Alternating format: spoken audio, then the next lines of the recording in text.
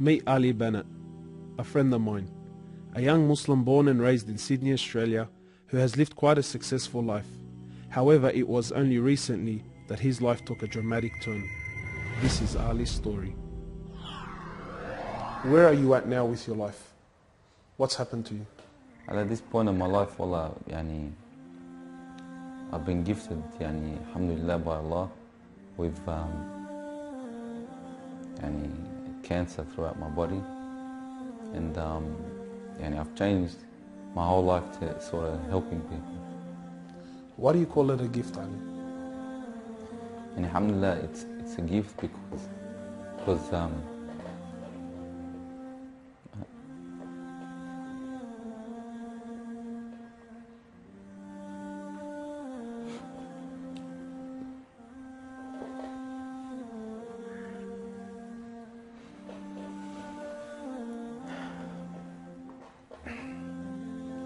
and it's a gift because Allah's given me a chance to change.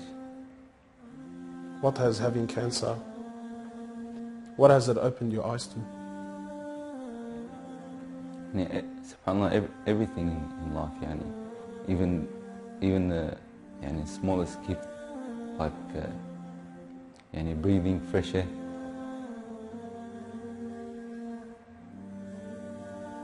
Do you feel like you used to take that for granted before?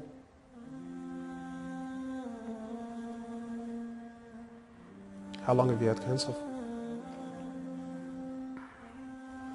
4 months now. Ali was diagnosed with stage 4 cancer and given only 7 months to live. Upon finding the news, he immediately sold his successful business and was forced to reconsider the lavish lifestyle he was accustomed to.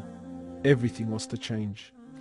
Ali, what was your reaction when you came to know you had cancer?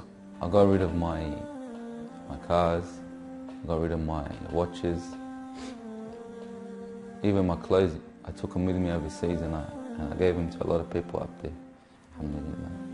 So I wanted to try to leave this world without anything. So you were on a mission to get rid of your dunya. It wasn't until Ali invited us into his room that we truly understood the luxurious lifestyle that he was living and the extent of the sacrifice that he was making. What's all this, Ali? Talk to me, explain this. It's a bracelet, costs about $60,000. $60,000? Yeah. What do you have in these boxes, Ali? They're all my shoes, alhamdulillah. Louis Vuitton? All Louis Vuitton. How much is something like this worth, Ali?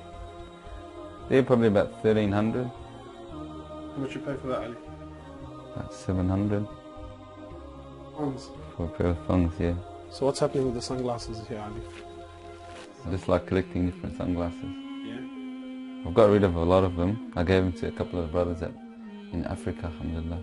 So you're telling me there's a kid in Africa that's walking around with Louis Vuittons and... Can I try one of these hats on? I've only mentioned them in my talks like 100 times. You can try the red one on. It's limited edition one. Barakallah. What do you reckon else? Sheikh Beauty. Ali's interest in the dunya has left him abruptly and no longer holds a place in his heart. So Ali, what do you feel now, like when you look at this? And driving something like this doesn't really cross my mind anymore. It's not something I would want to do no more. After someone tells you, or you find out that you're sick, or you haven't got much time in this life, wallah, this is the last thing you would want to chase. And this is how we should be living our life every day. Car like this, people would love to be in it, people would love to own, people would love to drive it. Wallah, they're going for the wrong goals. And you realize that when you get sick, when someone tells you you haven't got long to live, you realize all this stuff does not benefit us in any way. So what's the value of this in your heart now? This is worth one pair of thongs for a little African child with no thongs. Wallahi, it's worth more than me to see him smile with a pair of thongs than own one of these. Wallah al-Azim. Ali has since dedicated the remainder of his life and wealth to helping those who are far less fortunate than him. After an emotional journey to Africa, Ali has established a charity titled Muslims Around the World Project. The organization wasted no time in the construction of a masjid and a school in Africa to serve as an ongoing charity for him when he finally has to depart this world. Well, it all started from when I went to the cemetery when a brother that has cancer passed away.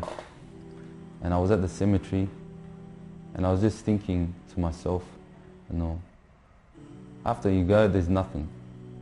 There's no one there for you. No mother, no father, no brother, no sister, except for your deeds. And even your money is not going to be there for you. So the only thing that's going to be there for you is a sadaqah. And that's the only thing that's going to help you gradually through your time in the grave till you get to the ultimate destination. As the reality of death further sinks in, Ali spends most of his personal time in preparing himself for his final meeting with his Creator, Allah. The Prophet of Allah says, sallallahu alaihi wasallam, more or less, he says, he who loves to meet Allah, Allah loves to meet him. And he who hates to meet Allah, Allah hates to meet him. Are you loving to meet Allah?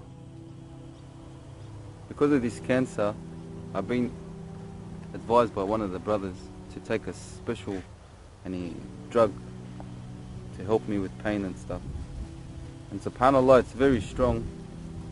I took a bit too much and I came into a whole different world within not knowing where I was, and it was very hard for me. And subhanAllah, I actually seen things I've never seen before. And my family were there all standing around me, and I was pointing up and I was saying, Ya Allah, take me. And it was that beautiful what I was seeing, I just wanted to go. And the next day, subhanAllah, I woke up and I was upset that Allah didn't take me.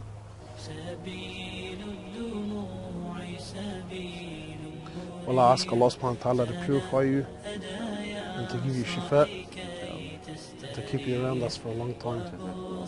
Allah, may Allah subhanahu wa ta'ala reward you.